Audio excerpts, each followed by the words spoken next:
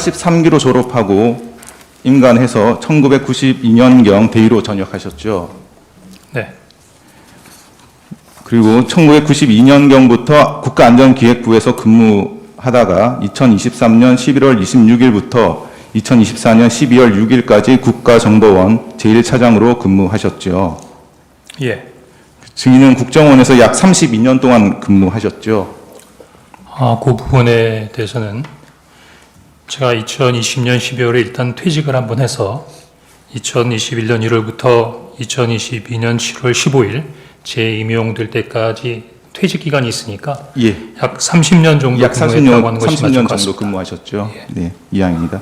그 증인은 여인영이 방첩사령관으로 취임한 이후 방첩사와 국정원이 협업할 일이 있어서 업무적으로 알고 지내셨죠. 네. 여인영이 육사 48기였기 때문에 증인에게 선배님이라고 불렀죠. 네. 그 증인은 김선호 국방부 차관과 육사 43기 동기시죠. 그렇습니다.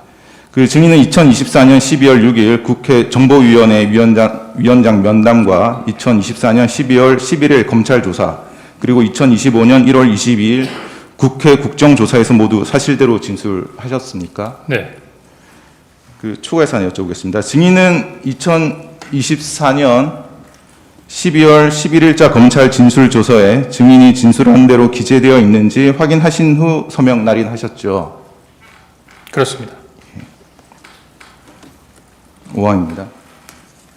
그 비아폰은 통화와 문자만 할 수 있는 휴대전화로 비아폰에 입력된 전화번호끼리만 연락이 가능한 휴대전화이죠. 그렇게 알고 있습니다.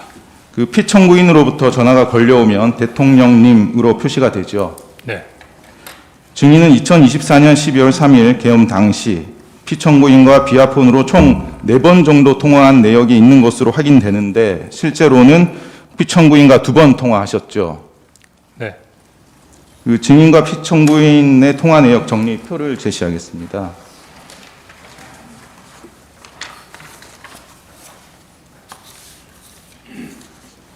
그 증인과 피청구인의 통화 내역을 정리하면 이 표의 내용이 맞죠? 네. 다음입니다. 증인은 2024년 12월 3일 오후 저녁 8시경에 피청구인으로부터 비아폰으로 걸려온 전화를 받지 못하셨죠. 네. 그 보좌관으로부터 피청구인이 비아폰으로 전화했다는 연락을 받고 그 12월 3일 오후 8시 22분경에 피청구인에게 다시 전화를 거셨죠. 네. 피청구인은 증인에게 별일 없냐라고 말하면서 한두 시간 후에 중요하게 할 이야기가 있으니 전화기를 잘 듣고 대기하고 있으라고 지시하였죠. 네. 증인은 곧바로 증인의 집무실로 복귀하셨죠. 네. 그 12월 3일 오후 10시 23분경에 피청구인의 비상계엄 발표가 있었죠. 네. 증인은 이때 비상계엄 사실을 처음 아셨던 건가요? 네. 증인은 상황을 파악하기 위해서 김선호 국방부 차관에게 전화를 거셨죠. 네. 그 어떤 대화를 나누셨습니까?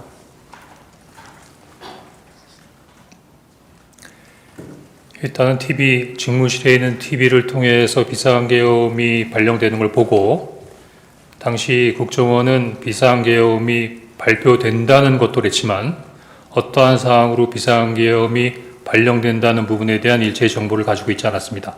따라서 일단 비상계엄 관련된 부분으로 혹시 군에서는 이 사항을 파악하고 있는가를 확인하기 위해서 우선 첫 번째로 국방부 차관에게 전화를 했고 국방부 차관한테 전화를 드렸더니 전혀 모르고 있었습니다.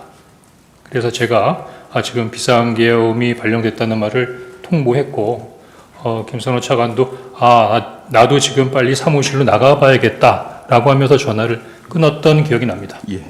그 후 증인이 12월 3일 오후 10시 45분경 여인영 방첩사령관에게 개인 전화로 전화를 거셨죠. 그렇습니다. 상황을 파악하기 위해서 전화를 하셨던 건가요? 네. 그 여인영 사령관은 전화를 받지 않았고 1분 후인 10시 46분경에 다시 여인영 사령관으로부터 전화가 걸려왔었죠. 네. 그 증인과 피청구인 여인영 사령관의 통화 내역 정리표를 제시하겠습니다.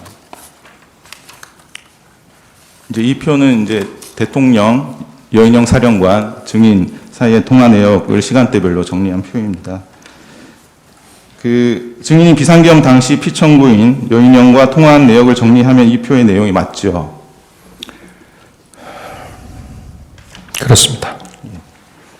12월 3일 22시 46분경에 여인영 사령관과 어떤 대화를 나누셨습니까?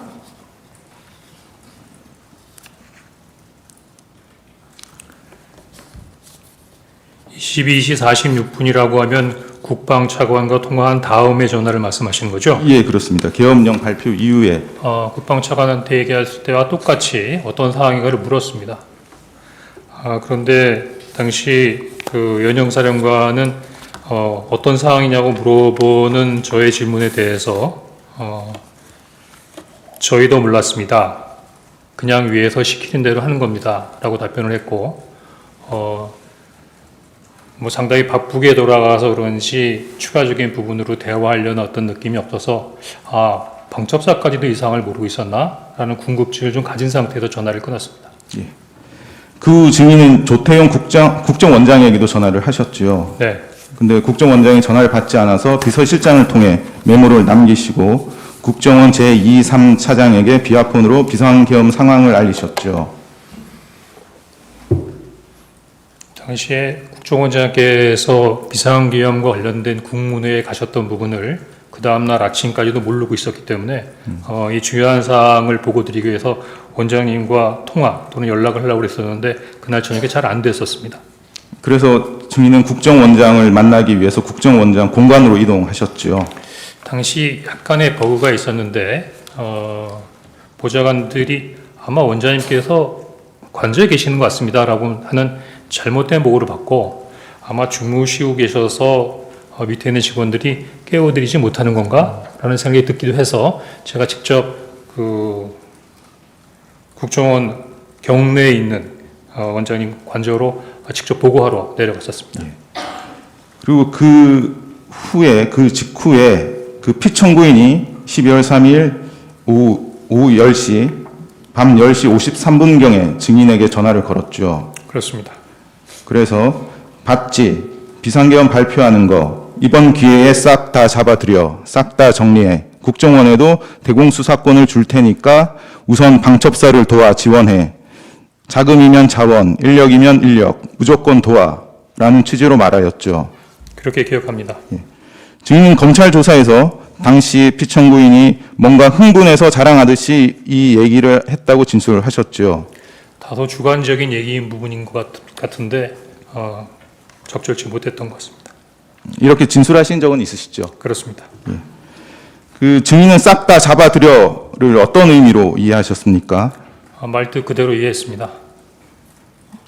그 누구를 잡아들이라는 취지로 이해를 하셨습니까? 당시의 통화 내용으로 보면 그런 말씀을 하시면서도 구체적으로 대상자, 즉 목적어를 규정하지 않으셨기 때문에 당시로서는 뭔가 잡아야 된다는 생각은 들었었는데 누구를 잡아야 된다라고 하는 부분까지는 저한테 전달받지 못했습니다.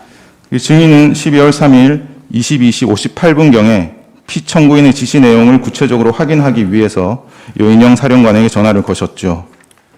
방금 그 변호인께서 물어보신 대로 뭔가 지시를 하셨는데 목적어가 없었습니다.